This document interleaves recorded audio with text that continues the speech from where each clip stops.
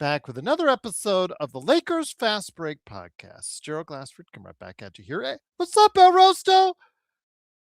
Right here, back right here for you from the Pop Culture Cosmos, where we cover the latest news and trends in pop culture each and every week, twice a week, wherever you get your podcasts.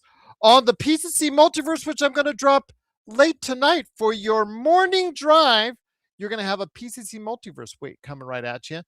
That's going to involve our first ever on the channel, a video game fantasy league. That's right. We're going to do a movie fantasy league and a video game fantasy league. So TJ Johnson and I got together and we spouted off our top 10 picks, each of us, for the fantasy league based off of Metacritic. So who did we think are going to be the best games of 2026? We decide, and you will hear what's going to go on wherever you get your podcasts, on Apple Podcasts, Spotify, and also be uploaded to YouTube. And if you're a member of the Lakers Fast Break at $2.99 a month, you will get that as well. Plus also as well, got, of course, what's coming up coming right here with Drip Show at Drip Show Shop on Instagram and Twitter. Look at the quality on this pillow right here with Kobe and Gigi. No one does it better. You've got Kobe. You got, of course, right behind me, Luka Doncic. Luka Doncic sat out.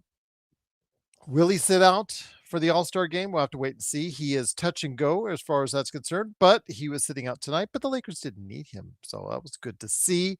But you see the canvas art right behind me, that quality, that detail only Drip Show Shop at Drip Show Shop on Instagram and Twitter can get that to you. Go ahead and follow him today on Instagram, Twitter, social media. Just type in at Drip Show Shop right there. He will come up. You could DM, say, I want something good in my life when it's sports or also as well pop culture related right there for you at Drip Show Shop on Instagram and Twitter. Yes, there you go. Oh, yeah, right here for Kobe and Gigi right here. That quality right there. So if this is something that you might want in your life, it doesn't have to be this per se, obviously, but he's got many designs to choose from. And if you think it, he might be able to do it. So go ahead at Drip Show Shop on Instagram and Twitter. Jeremy's, you know what? Again, we'll get into that here in a second because we were talking about that on the Discord just a few minutes ago. But it is, of course, Gerald Glassford. Thanks again for watching us. We truly appreciate you joining us. Big shout out to Daniel Berry Sports Highlights. Yo, also as well, the Lakerholics crew. I don't know yet if those guys will come together on a show on Saturday. Still kind of deciding, though they're all divas. So I'm never really sure if they're going to go ahead and say yes or no. But if they do, I'll schedule out for you and it'll be right there for you on Saturday morning, right there at Lakerholics.com from those guys and right here at the Lakers Fast Break. I want to go ahead and mention that as well. I also host, as I was also talking to the guys on the Discord, the Lakers Latest show. That is on the channel Lakers Latest. Hard to find. I get that. It is really hard to find still because it's still kind of small. Only 300 subscribers around there. Truly appreciate, by the way, all the subscribers I've gotten. I've actually more than doubled since I started with them. It is part of the Fan Art Network. They needed help to boost their channel for the Lakers, so they got me. I'm there almost every day, 15 to 30 minutes long, talking about the Lakers, the NBA, and a little bit think of it like if you didn't catch the post game here, think of it like a Cliff Notes version there. So I go ahead and I give you a taste of goodness as it drops every morning right around 8:30 a.m. U.S. Pacific time right there for you at Lakers Latest, part of the Fan Arc Network indeed. JSJ bringing up the Mass Effect trilogy. Yes, but no, Fantasy League as far as what's coming out this year, JSJ. So if it's a remake, remaster, or a full-fledged video game coming out this year, that's what we decided on. Indeed. Oh, El Rosto. Thank you so much, El Rosto. Again, I will be getting that contribution you made in detail from Google here in about 2 weeks.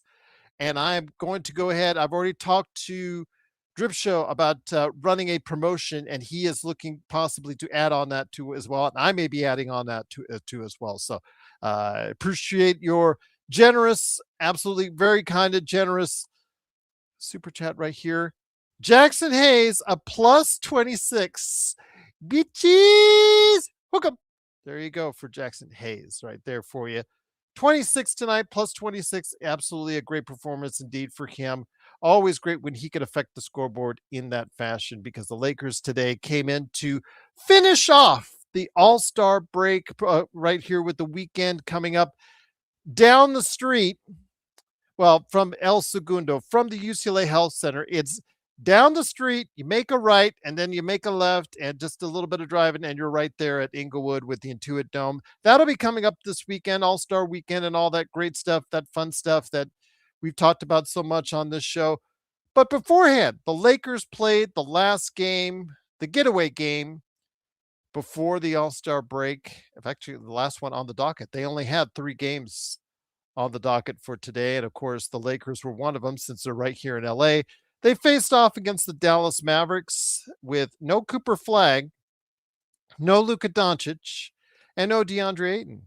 Once again, shorthanded the Lakers were as they went into battle tonight. But today, it was actually pretty good for the Lakers. Got off to a 36-31 start. Dallas came back within 2 at the half. But the Lakers in that third quarter, we talked about for a while how the third quarter, for actually a season plus, how the third quarter was always their undoing. As of late, their third quarter has been a lot better. That zone defense that JJ has relied upon more and more has, for the most part, been allowing the Lakers to play a much better defensive set, and it proved to be, in spurts, a pretty good deal today. The Lakers locked down on defense as they held the Dallas Mavericks to 27% shooting from long distance. And for them, the Lakers, it wasn't great shooting for them as far as 32% from long range, but 56% from the field. They pushed the ball, they got the pace, and it was set by LeBron James, turning back the clock before he goes to the All-Star break with a triple-double, 28 points, 10 rebounds, 12 assists. I know he's still going to get heat. He always gets heat no matter what he does. But for once, for one day, can we go ahead and give the guy a little bit of a break and give him a little credit today? 28 points for him, 10 to 20 overall, 10 rebounds, 12 assists. Yes, he was stat padding on the end. Clearly want to say they should have taken him out a little bit sooner, but they didn't. And he was stat padding. Absolutely, indeed. I wouldn't say otherwise. And we mentioned it on the Discord that he was, especially for that last rebound and those last assists. But he did get his triple double. I'm going to give him credit on that. Actually, again, he set the pace early and often and should get a lot of credit for that. Rui Hashimura, he chipped in with 21, 9 of 13, very efficient shooting, 3 of 4 from 3. He is in the top 10 in three-point shooting and should be lauded for it. Jake LaRavia chipped in with 11. Jackson Hayes, 16, 8 of 10 for him. A great, efficient day shooting-wise, 16 points, 7 rebounds, 3 steals, and a block. Marcus Smart with only 9 points, but Austin Reeves, still coming off the bench, had 18 points, 6 assists. Just another day at the office for him. And the Lakers pull out a 124-104 victory. Got very comfortable in the second half. The only question was the margin, and looked really good for the Lakers in that second half to close out this portion of the schedule before the All-Star break. I'll say next quarter's game, possible losses. Yes. Well, with the Lakers, anything is a possible loss indeed. But I wanted to go ahead and give some love to the Lakers, and especially the way that they could have handled it. Wasn't exactly the kind of week I was hoping for from the team, but still, they got the victory today, 124-104. They're now 33-21. They are essentially still tied for 5th place / 6th place in the Western Conference. They're 8 games back behind Oklahoma City Thunder, who lost at home tonight to Milwaukee. So they're 8 games back in the Western Conference. They're only a game back of Houston, 2 games back of Denver in the Western Conference. I still don't think they're going to be able to reach San Antonio, who is 5 games ahead of the Lakers at this point in time. But they also got to worry about what's up behind them. And Phoenix is a game and a half behind them right now in the standings, so they've got to be concerned with that themselves. But I want to hear what you guys have to say. Hopefully, John Costa will stop by from Clutch Talk and Lakers Corner after he does his 3-minute report. Hopefully, Joe Soro will stop on by from Sim Blades and the Joe Soro Experiment, and also as well Legend from I Got Next Sports Media. Hopefully, those guys will stop on by. They've got the invite. I heard also as well that Lakers Legacy TV was saying, I got to jump on. I got to jump on. I said, look, you know the email. You've had it before. You want to come on? He said, you got to stop on by. That's all you got to do right there. So we may have some guests on tonight. So hopefully we will. But Jeremy, great to have you show. Is LeBron worth 30 million next year? No, no, no, nope, nope, nope, nope, nope, nope, nope, nope, nope, nope. How much is nope, nope, nope, nope, nope, nope, and nope. Again, if LeBron is about winning in his final year, or what may be his final year ever as a NBA player, he needs to cut that by 2/3. That's just my opinion. I know Alan has talked about bringing him back as a veterans minimum, which caused shudders down the spine of Mark, aka Xbox, when he said that. But yeah, he's got to be for cheap. The Lakers have to build a team around Luka for the foreseeable future.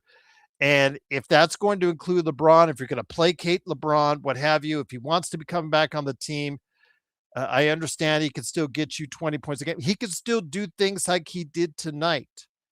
Rest assured, he still can, obviously.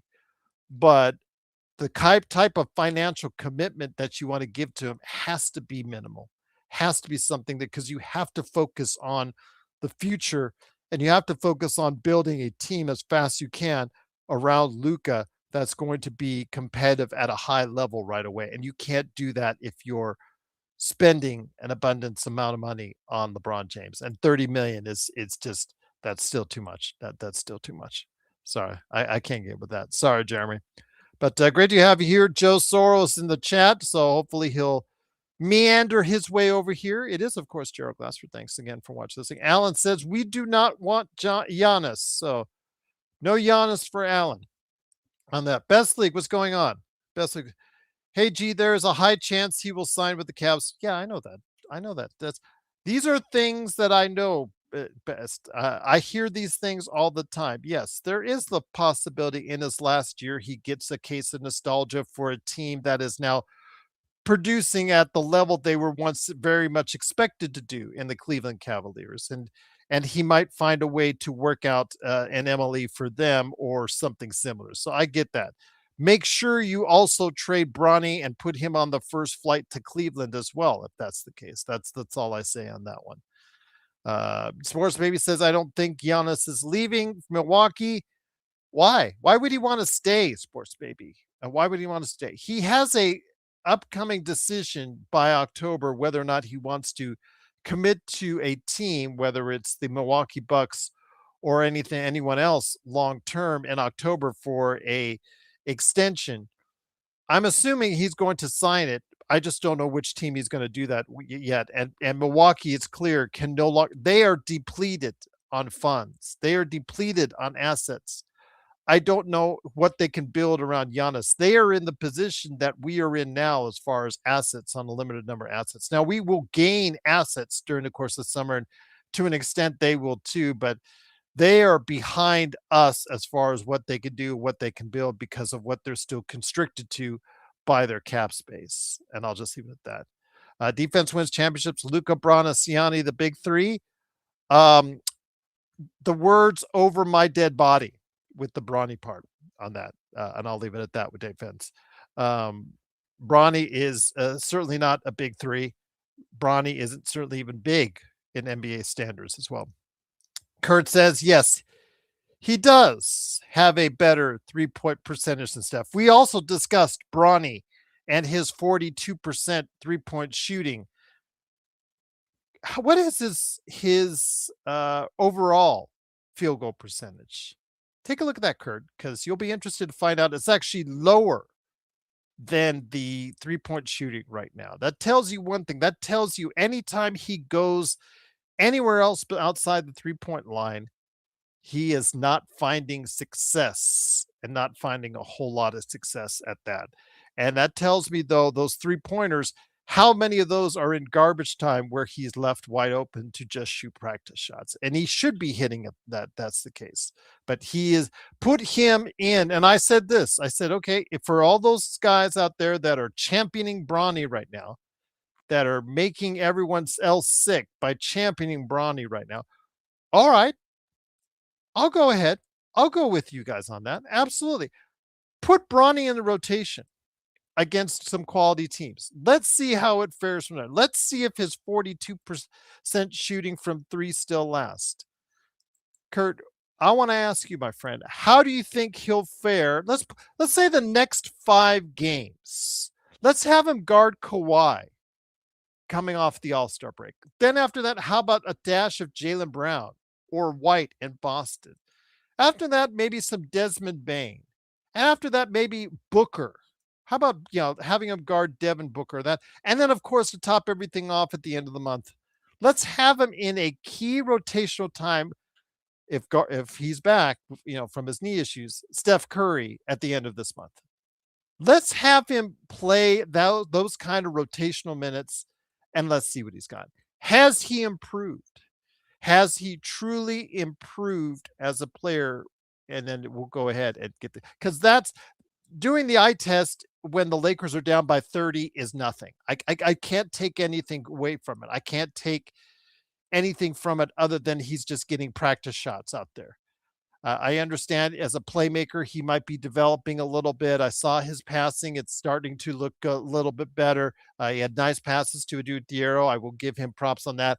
But again, let's see how it looks against real teams in real minutes before you make those evaluations. That's what I want to see. That's what I want to hear. That's what I want to know. If JJ's not going to play Adu Diarra, if he's not going to play Kobe Buffkin, if he's not going to play Nick Smith Jr., if he's not going to play Drew Timme, then play Bronny. Let's see what the talk is. It's put up or shut up time with him on that. Put him out there. And then if he fails miserably, then Joe and myself and everybody else who were the detractors on Bronny James were right. But if he goes out there and succeeds, we're going to eat, crow, the proverbial eat crow. But the Lakers will probably benefit from that if that's the case. That's what I want to know. That's what listed in every clickbait article out there.